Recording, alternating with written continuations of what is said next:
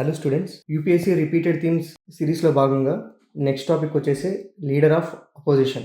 రీసెంట్గా leader of opposition న్యూస్లో ఉంది.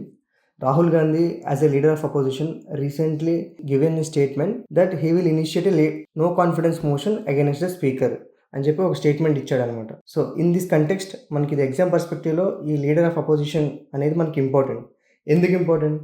If you see the previous year question, leader of opposition గురించి already previous year question ఇచ్చున్నాడు. అలాగే నో కాన్ఫిడెన్స్ మోషన్ గురించి కూడా ఆల్రెడీ ఒక పీవైక్యూ వచ్చింది. So in that case first ఈ పీవైక్యూస్ మనం సాల్వ్ చేసి నెక్స్ట్ లీడర్ ఆఫ్ అపోజిషన్ గురించి నెక్స్ట్ టైం ఏమేమి క్వశ్చన్స్ అడగొచ్చు అనేది మనం చదువుకుందాం. సో దట్ హోలిస్టికల్గా నెక్స్ట్ టైం ఈ థీమ్ నుంచి ఏదైనా క్వశ్చన్ వస్తే you can tackle this. First read the question. Consider the following statements. In the first Lok Sabha the single largest party in the opposition was Swatantra Party. You can pause the video and try to answer the question. So if you know this, you know. And ఆ టైంలో వచ్చిన 2008 definitely this is a tough statement అని చెప్పాలి. Actually it is not the Swatantra party అనమాట. ఆ టైంలో it is the communist party in the first Lok Sabha. So 1 తీసేస్తే మనకి 2 ఆప్షన్స్ ఉంటాయి, B and C. No automatically option 2 is correct. In the Lok Sabha a leader of opposition was recognised for the first time in 1969. Yes, this statement is true. Okay. No third statement.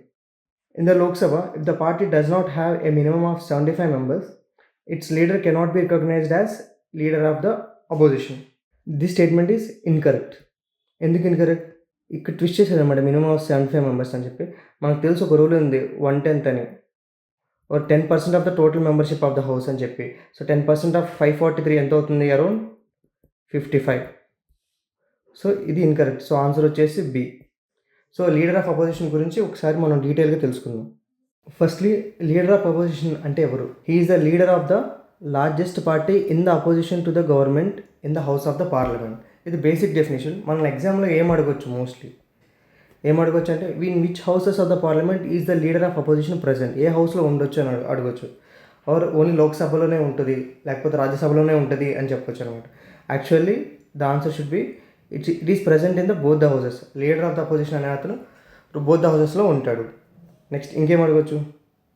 How is this leader of opposition define under the law. అంటే ఈ leader of opposition అనేది మనకు ఒక statutory పొజిషనా, constitutional position అని చెప్పి అడగొచ్చు. ఎలా ఇవ్వచ్చు statement? Leader of opposition is given in the constitution అని చెప్పి. Actually that is a wrong statement అనమాట.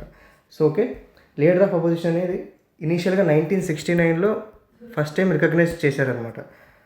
అండ్ 1951లోనే లీడర్ ఆఫ్ అపోజిషన్కి ఎలాంటి ఒక రిక్వైర్మెంట్ కావాలి, that is 10% of the seats కావాలని చెప్పి 1951లోనే అప్పుడున్న స్పీకర్ జీవి మౌలాంకర్ మనకు ఒక డైరెక్షన్ ఇచ్చాడు. సో ఆ తర్వాత 1969లో ఈ 10% ఒక రిక్వైర్మెంట్ అనేది ఫస్ట్ టైం అచీవ్ అయ్యి ఒక పార్టీకి, అది కూడా ఏ పార్టీ?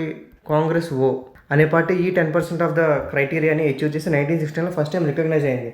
బట్ స్టాట్యుటరీగా 1977లో ఒక స్టాట్యుటరీ రికగ్నైజేషన్ ఇచ్చారనమాట. అదేంటిది? Salary and allowances of leader of opposition of parliament అని చెప్పి. యూపీఎస్సీ ఎలా అడగొచ్చు దీన్ని? Representation of the people act అని చెప్పు, ఇంకేదన్నా యాక్ట్ అని చెప్పి ఇచ్చి మనం ట్విస్ట్ చేయొచ్చు అనమాట. రిమెంబర్ దిస్ యాక్ట్ అనమాట ఇది. సో ఈ యాక్ట్లో లీడర్ ఆఫ్ అపోజిషన్ని ప్రాపర్గా డిఫైన్ చేసింది అనమాట, ఈ యాక్ట్లో, not constitution. Okay. Leader in that house of the party in opposition to the government having the greatest numerical strength and recognised by the speaker. So దీన్ని బట్టి మనకి ఏం అర్థం అవ్వాలి? Recognised by speaker and chairman in Rajya Sabha. ఇక్కడ 3 important things you have to remember. ఈ act ప్రకారం leader of opposition అనే పర్సన్ ఈ should be the leader of opposition of a party that has greatest numerical strength other than the party in the government. Okay. And ఈ leader of అపోజిషన్ని ఎవరు గుర్తిస్తారు? Speaker in the Lok Sabha and chairman in the Rajya Sabha. Okay. మీకు statement ఇలా అవ్వచ్చు, leader of the opposition will be recognised by the speaker for both the houses అని చెప్పి. Then it is a wrong statement. Okay. It has to be recognised by speaker in the Lok Sabha, chairman in the Rajya Sabha. Okay. That is what given here. Who recognise leader of opposition? ఇప్పుడే మనం చెప్పుకున్నాం, speaker and chairman సపరేట్గా. Okay. Is the office of the leader of opposition mentioned in the constitution of India? No, it is not a constitutional post. It is not mentioned in the constitution of India. Okay.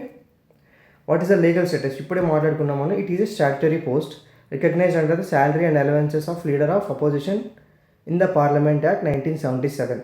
Okay. Now ఒక statement మనం ఇలా ఇవ్వచ్చు అనమాట, leader of opposition has the rank equivalent to the cabinet minister అని చెప్పి. Yes, it is true. Okay. He has a rank equivalent to the cabinet minister. Next ఇంకేం అడగచ్చు?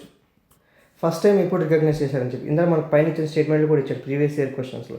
It is the 1969 in the parliament first officially recognise leader of opposition in the Lok Sabha. ఎవరు first ఆ leader of opposition అంటే Ram Subhag Singh. And ఏ party అంటే Congress party and ఈ party మనం twist చేయొచ్చు అనమాట. నెక్స్ట్ ఏమన్నా first leader of opposition party అనేది కమ్యూనిస్ట్ పార్టీ అని చెప్పి చెప్పొచ్చు అనమాట. అంటే అఫీషియల్గా రికగ్నైజ్ చేసిన తర్వాత. Okay, it is Congress party actually. No ఇప్పుడు మనం చెప్పుకున్నాం కదా 10% of the rule for the leader of opposition. ఇది కూడా అడగవచ్చు.